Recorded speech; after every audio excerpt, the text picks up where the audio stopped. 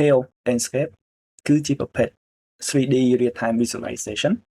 ដែលធ្វើការនៅក្នុងកម្មវិធី CAD modeling ហើយជាពិសេសគឺវា support ភាគច្រើនជាមួយនឹង BIM application KO Landscape គឺដោតសំខាន់ទៅលើ architecture ក៏ដូចជា designer ក៏ប៉ុន្តែយើងអាចយក landscape មកធ្វើ visualize សម្រាប់អវិសបាន KO Landscape ដោយសារតែមានគោលដៅធំរបស់វាបដោតទៅលើការ design ច្រើនជាងអញ្ចឹង workflow របស់វាគឺធ្វើម៉េចមានលក្ខណៈងាយស្រួលហើយ support នឹងការ visualize concept បានលឿនជាមួយនឹង workflow ថ្មីតាំងពី start concept drafting inspiration ពី AI ហើយអាច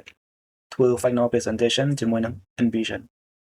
យើងអាចចូលទៅមើល workflow ដែលទើបតែមាននៅលើ KO Landscape website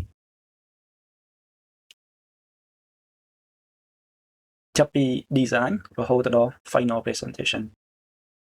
បើយើងងាកមកមើល landscape នៅក្នុង SketchUp វិញគឺយើងមាន toolbar មួយដែលមានទម្រង់បែបនេះហើយវាធ្វើការ follow ជាមួយនឹង SketchUp workflow បានន័យថានៅពេលដែលយើងប្រើប្រាស់ tool របស់ landscape អាចនិយាយបានថាការដាក់ asset ចូលទៅក្នុង model របស់យើងដោយពឹងផ្អែកទៅលើ toolbar នេះគឺយើងបដោតទៅលើ SketchUp workflow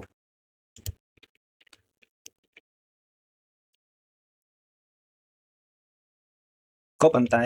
យើងមាន workflow មួយទៀតគឺរបៀបធ្វើការនៅក្នុង landscape អញ្ចឹងដើម្បីបើកផ្ទាំងហ្នឹងយើង click នៅលើពាក្យថា start landscape landscape នឹងបើកផ្ទាំងមួយថ្មីហើយផ្ទាំងដែលយើងមើលឃើញហ្នឹងគឺជា landscape window អញ្ចឹងរបៀបធ្វើការនៅក្នុងនេះគឺវាមានលក្ខណៈ copy នៅក្នុង SketchUp យើងអាចបើកសញ្ញាសួរនេះ Help Panel យើងនឹងឃើញ option នៅកន្លែងហ្នឹង Basic Tool ដែលយើងប្រើទូទៅហើយខាងក្រោមយើងមាន Advanced Function ដែលយើងអាចចូលមកឆែកពីលើហ្នឹងបាន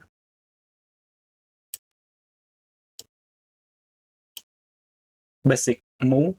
ជាមួយនឹង Fly Up Fly Down លក្ខខណ្ឌរបស់ Real Time គឺធ្វើការដូចគ្នាក៏ប៉ុន្តែ Landscape គឺមានមុខងារមួយ E ហើយនិង Q វាធ្វើការបញ្ច្រាស់ពីកម្មវិធី Real Time ផ្សេងដូចជា Define ឬក៏ Lumion ហើយយើងមាន Mouse ឆ្វេង Look Around Mouse ស្ដាំ OB ហើយយើងអាចប្រើ Pen បានអញ្ចឹងនៅក្នុងនេះយើងអាច Navigation ដោយពឹងផ្អែកទៅលើ Game Engine បានន័យថារបៀបធ្វើការរបស់ Real Time គឺ Game Development អញ្ចឹង W A A W A S D គឺជា key សម្រាប់ធ្វើ navigation នៅក្នុង landscape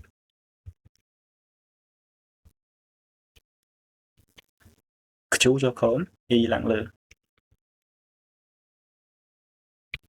ហើយនៅក្នុងនេះក៏វាមាន option ដែលយើងអាចឃើញនៅខាងក្រៅដែរដូចជា asset មុនហ្នឹងរបៀបធ្វើការនៅក្នុងនេះគឺយើង follow ជាមួយនឹង landscape ហើយរបៀបធ្វើការនៅខាងក្រៅនេះគឺយើងពឹងទៅលើ SketchUp យើងអាចជ្រើសរើស workflow មួយណាដែលយើងចូលចិត្តប្រើ